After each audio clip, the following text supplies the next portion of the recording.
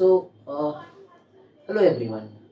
Again, I came to discuss the third part of DNA block, and that part is called ionization energy. तो देखो ionization energy हम लोग अब बात करने जा रहे हैं कि DNA ब्लॉक में 3D सीरीज में आयोनाइजेशन एनर्जी पर क्या इफेक्ट आएगा और आयोनाइजेशन एनर्जी होता क्या है। देखो सबसे पहले हम लोग डिस्कस करेंगे कि आयोनाइजेशन एनर्जी होता क्या है। ठीक है, तो लेट अस स्टार्ट। सपोज कोई मेटल है, सपोज कोई मेटल है जो गैसियस स्टेट में, ऑलवेज याद रखना मेटल जो गैसियस स्टेट में है। ठीक है, कोई भी मेटल अगर गैसियस स्टेट में है, उसको अगर हम लोग एनर्जी देंगे, उसको अगर हम लोग एनर्जी देंगे तो होगा क्या, उसका आउटर मोस्ट सेल इलेक्ट्रॉन निकल जाएगा। बात समझ में आया? तो अगर हम लोग एनर्जी दे रहे हैं तो क्या हो रहा है, इसका आउटर मोस्ट सेल इलेक्ट्रॉन जो है निकल गया। तो निकल गया तो क्या हो गया, वो M प्लस में आया इन गैसेस स्टेट और एक इलेक्ट्रॉन निकल गया। तो उस आउटर मोस्ट सेल में जो इलेक्ट्रॉन बैठा हुआ है, जो गैसेस स्टेट में जो मेटल है, तो उसी इलेक्ट्रॉन को निकालने में जो एनर्जी आता है that is called ionisation energy. मैं लिख दे रहा हूँ यहाँ पर, आयोनाइजेशन एनर्जी क्या है, अ मिनिमम एनर्जी, और वी कैन से क्या बोल सकते हैं हम लोग, the minimum energy. Okay, so the minimum energy, minimum energy, एक मिनिमम एनर्जी चाहिए इलेक्ट्रॉन को निकालने के लिए, required to remove electron, electron को निकालने के लिए। ठीक है, तो required to remove electron, required to remove electron, remove electron, okay, from an isolated gaseous atom, from an isolated gaseous atom। Okay, अब देखो यहाँ पर क्या है ना, एक मिनिमम एनर्जी तुमको चाहिए ही उस इलेक्ट्रॉन को निकालने के लिए। अब ये इलेक्ट्रॉन क्या होना चाहिए, ये इलेक्ट्रॉन होना चाहिए सबसे लूजली बाउंडेड। तो बहुत जगह पर बताया जाता है कि the minimum energy required to remove loosely bounded electron. बहुत जगह तुम लोग यहाँ पर ऐड कर सकते हो कि the minimum energy required to remove the most loosely bounded electron, you can add, no problem, loosely bounded electron. Okay, loosely bounded electron from an ice, ये बहुत इंपॉर्टेंट है, from an ice, not metal, metal से नहीं निकालना है। यहाँ पर metal को कन्वर्ट करना है गैसेस स्टेट में। अच्छा एग्जैक्टली स्टूडेंट क्या सोच रहे थे ना कि मेटल से निकालना है इलेक्ट्रॉन, नहीं, मेटल को कन्वर्ट करना है गैसेस स्टेट में सब्लिमेशन एनर्जी देकर, फिर उसी गैसियस मेटल, जो मेटल गैसेस स्टेट में कन्वर्ट हो गया है, वहां पर जो इलेक्ट्रॉन लूजली बाउंडेड है, वहां से हम लोग को एनर्जी देकर उसे निकालना है, इलेक्ट्रॉन को निकालना है उसे, मतलब जो लूजली बाउंडेड इलेक्ट्रॉन है उसे निकालना है। So the minimum energy required to remove loosely bounded electron, जो सबसे दूर है, न्यूक्लियस सबसे दूर है, जो आउटर मोस्ट शेल में है, from an isolated gaseous atom, from an isolated gaseous atom is called ionization energy. So is called, what is this, it is called ionization energy।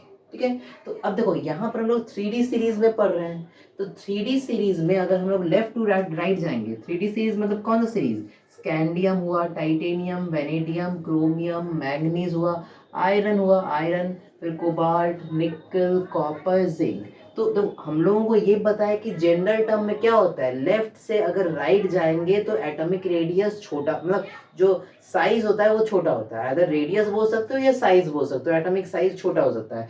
तो from going left to right in 3D series, left to right अगर हम लोग जाएंगे 3D series में, तो atomic radius या atomic size छोटा होता है। ठीक है, atomic radius decreases, radius decreases.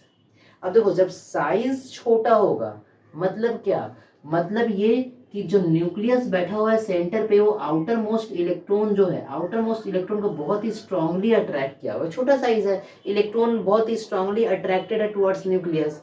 तो होता क्या है कि जैसे जैसे हम लोग लेफ्ट टू राइट जाते हैं साइज छोटा रहता है और आउटर मोस्ट इलेक्ट्रॉन न्यूक्लियस के तरफ ज्यादा अट्रैक्टेड रहता है, क्योंकि साइज छोटा मतलब आउटर मोस्ट इलेक्ट्रॉन बहुत ही स्ट्रांगली अट्रैक्टेड हो रहा है न्यूक्लियस की तरफ। तो इसीलिए लेफ्ट टू राइट जाएंगे तो रेडियस छोटा छोटा, साइज छोटा, दैट मीन्स उसमें अट्रैक्शन बढ़ गया, न्यूक्लियर इफेक्ट बढ़ गया, attraction between nuclear and outer most electron increases, and that result increase in ionization energy।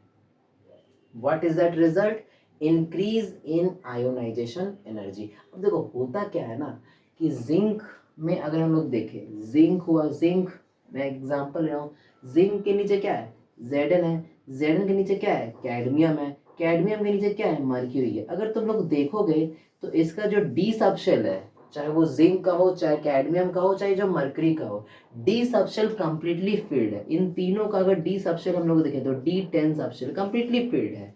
तो इसीलिए कहा गया डी सबशेल मतलब क्या, सबसे ज्यादा स्टेबल, कंप्लीटली फिल्ड है। तो अब ज्यादा स्टेबल मतलब उसमें इलेक्ट्रॉन को निकालने में हम लोगों को ज्यादा एनर्जी चाहिए। अब इलेक्ट्रॉन को निकालने में अगर ज्यादा एनर्जी चाहिए तो इसका आयोनाइजेशन एनर्जी क्या होगा, ज्यादा होगा। तो इसलिए कहा जाता है कि 3D सीरीज में जिंक का, 4D में कैडमियम का और 5D में मर्क्यूरी का आयोनाइजेशन एनर्जी ज्यादा होता है। Why, because it has stable D complex और fulfilled D orbital, fulfilled D orbital, fulfilled D orbital.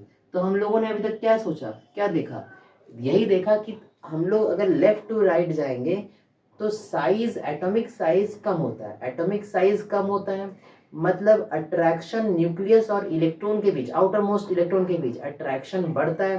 अब अट्रैक्शन बढ़ता है मतलब इसीलिए बाहर का जो इलेक्ट्रॉन है, जो जो लूजली बाउंडेड है, उसको निकालने के लिए एनर्जी हम लोगों को ज्यादा देना पड़ेगा। तो लेफ्ट टू राइट जाएंगे तो एनर्जी ज्यादा देना पड़ेगा। बट जिंक, कैडमियम, मर्करी में क्या है, फुलफिल्ड डी ऑर्बिटल है। Fulfilled D orbital means stable. अब ये तो भाई इलेक्ट्रॉन देना नहीं चाहेगा क्योंकि अब तो स्टेबल है भाई, I will give electron because मैं तो स्टेबल हूँ।